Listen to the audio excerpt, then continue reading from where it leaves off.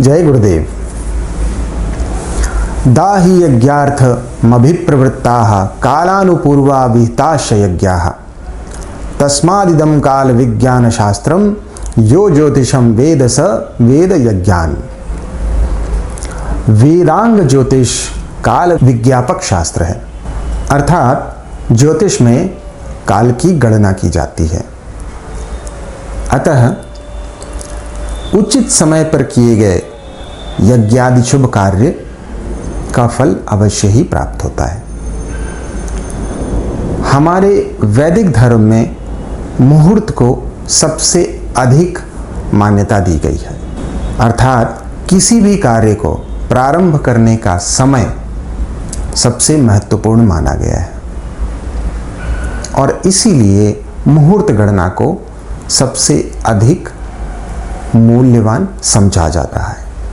हमारे ऋषियों ने, या यूं कहें कि हमारे रिसर्चर्स ने जब और शोध की तो यह पता चला कि वर्ष में कुछ दिन ऐसे होते हैं जहां मुहूर्त की आवश्यकता ही नहीं पड़ती, अर्थात उस दिन किए गए कोई भी कार्य निश्चित रूप से सफलता प्राप्त करते हैं।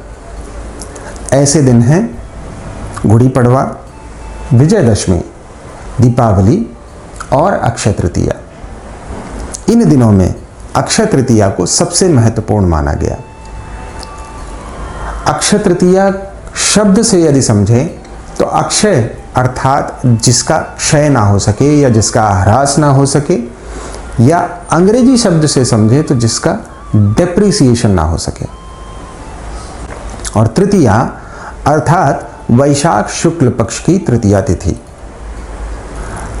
अब ये शब्द समझने के पश्चात हमें यह तो पता चल गया कि ये किस दिन पड़ता है, और इस शब्द से ये समझ सकते हैं हम कि इसमें ह्रास नहीं होता, इस दिन किए गए कर्मों में कोई भी ह्रास संभव नहीं, अर्थात इस दिन किया गया कोई भी शुभ कार्य शुभ फल ही देगा।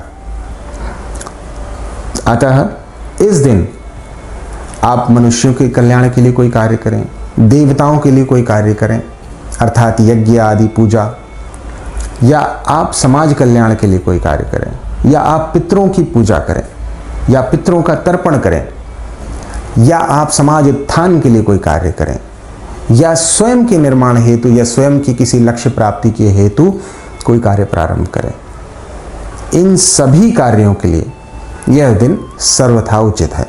ज्योतिषियों के मतानुसार यह तिथि किसी भी नकारात्मक प्रभाव से मुक्त है, अतः इस दिन स्वर्ण क्रय करना, गृह प्रवेश करना, शुभारंभ करना शुभ माना गया है। ऐसा मत है कि त्रेता युग का प्रारंभ भी इसी दिन हुआ। श्री हरि विष्णु के षष्ठम अवतार परशुराम जी की जयंती भी इसी दिन पड़ती है। देवी गंगा इसी दिन पृथ्वी पर अवतरित हुई। कुबेर जी को धन के देवता की उपाधि इसी दिन दी गई। इस दिन की कहानी पांडवों से जुड़ी है। पांडव जब वनवास में थे तो दुर्वासा आदि ऋषि उनकी कुटिया में गए। उस समय पांडवों के पास भोजन था ही नहीं। तब सूर्य नारायण से उपासना करने पर उन्हें अक्षय पात्र की प्राप्ति हुई। अक्षय पात्र में यह वरदान था कि अन्न कभी समाप्त नहीं हो सकता। इस दिन की महत्ता की बात करें तो वेद व्यास जी ने गणेश जी को महाभारत का पाठ इसी दिन प्रारंभ किया। माता गंगा इसी दिन पृथ्वी पर अवतरित हुई थी। गंगोत्री और यमुनोत्री मंदिर इसी दिन अभिजीत मुहूर्त में खोले जाते हैं। सुदामा इसी दिन श्री कृष्ण अर्थात अपने बचपन के मित्र के पास गए थे और धन धान्य होकर वापस लौटे। कुबेर जी को धन के देवता की उपाधि भी इसी दिन प्राप्त हुई थी। अब इन सभी बातों से यह तो पता चल गया कि यह विशेषतया बहुत ही महत्वपूर्ण दिन है। अतः हम सभी को, चाहे हमारे व्यक्तिगत जीवन में जो भी कामना हो, चाहे वह कामना स्वास्थ्य से संबंधित है, चाहे वह कामना किसी बल, ऐश्वर्य, धन या किसी अन्य इच्छा से संबंधित प्राप्ति की है, या मुक्ति की है, या लोक कल्याण की है, इन सभी कामनाओं की प्राप्ति हेतु उचित दिवस प्रारंभ करने का अक्षय तृतीया से अच्छा कोई और हो ही नहीं सकता। अब हमने इतनी सारी चीज़ें समझ ली, पर महत्वपूर्ण बात यह समझने वाली है कि ऐसा विशेष क्या होता है अक्षय तृतीया को जो इसे इतना अधिक सकारात्मक बना देता है।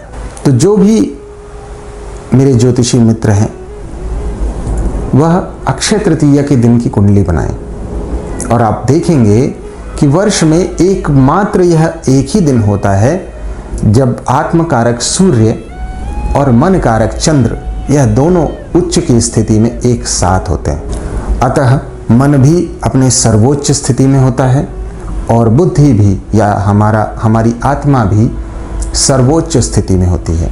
इसीलिए अक्षय तृतीया को इतना विशेष माना गया है। अतः इस दिन का सदुपयोग आप सभी अपने शुभ कार्यों के प्रारंभ के लिए अवश्य करें।